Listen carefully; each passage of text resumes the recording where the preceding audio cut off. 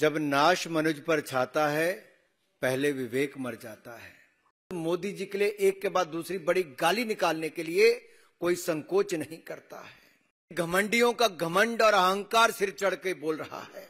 एक बार भी राहुल गांधी जी, सोनिया गांधी जी ने ऐसी टिप्पणियों के ऊपर अपनी कोई जवाब नहीं दिया। गाली 120 तक पहुंच चुकी है।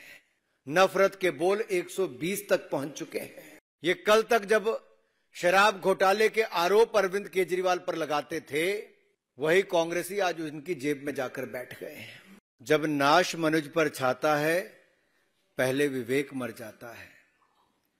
मैं इसलिए कह रहा हूं क्योंकि इन इंडी गठबंधन वालों का विवेक मर गया है।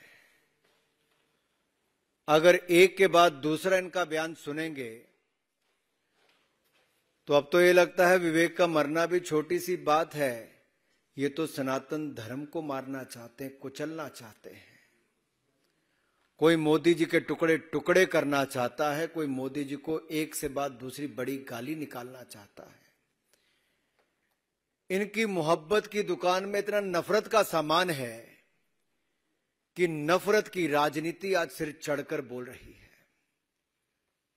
सनातन को खत्म करने की होड़ लगी है। एक के बाद दूसरा बड़ा बयान उस तरफ आता है तो मोदी जी के लिए एक के बाद दूसरी बड़ी गाली निकालने के लिए कोई संकोच नहीं करता है। कल इनके एक ऐसे मंत्री ने अपनी पार्टी की महिला सांसद के सामने इतनी गंदी गाली निकालते हुए आपत्तिजनक भाषा में देश के प्रधानमंत्री और दुनिया के सर्वाधिक लोकप्रिय नेता के बारे में जो टिप्पणी की, जो शब्दों का प्रयोग किया, उसकी जितनी निंदा की जाए उतनी कम है। लोकतंत्र में ऐसी भाषा के लिए कोई स्थान नहीं है। और दुनिया के सर्वाधिक लोकप्रिय नेता के लिए, देश के माननीय प्रधानमंत्री के लिए, 140 करोड़ की जनता के द्वारा चुने गए प्रधानमंत्री पर इस तरह की टिप्पणी करना, ये आपत्तिजनक भी है, शर्मनाक भी है और इस पे माफी पूरे इंडी गठबंधन को मांगनी चाहिए। लेकिन घमंडियों का घमंड और अहंकार सिर चढ़ के बोल रहा है। एक बार भी राहुल गांधी जी, सोनिया गांधी जी ने ऐसी टिप्पणियों के ऊपर अपनी कोई जवाब नहीं दिया। मल्लिकार्जुन खड़गे जी चुप करके बैठे रहे।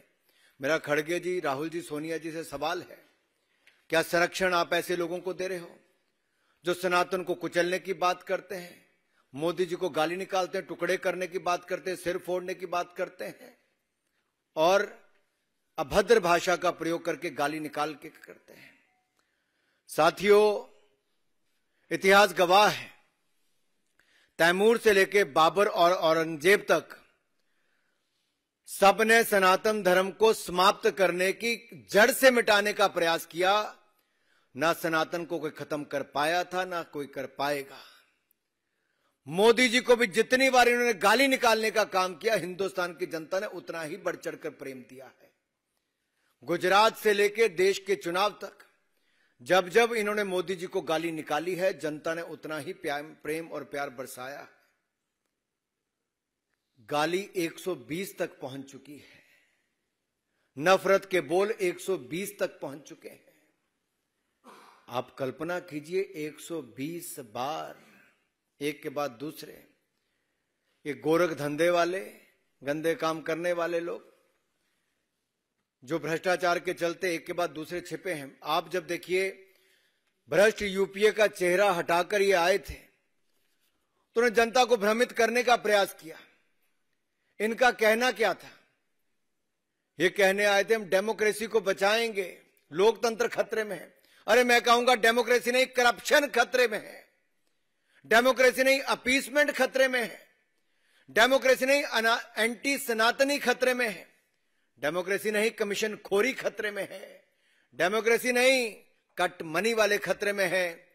इनके लिए डेमोक्रेसी में सी करप्शन है, इंडी गठबंधन वालों के लिए, बट हमारे लिए सी कमिटमेंट है, सी कॉम्पिटेंस है, सी कैपेबिलिटी है और सी क्लैरिटी फॉर विकसित भारत है।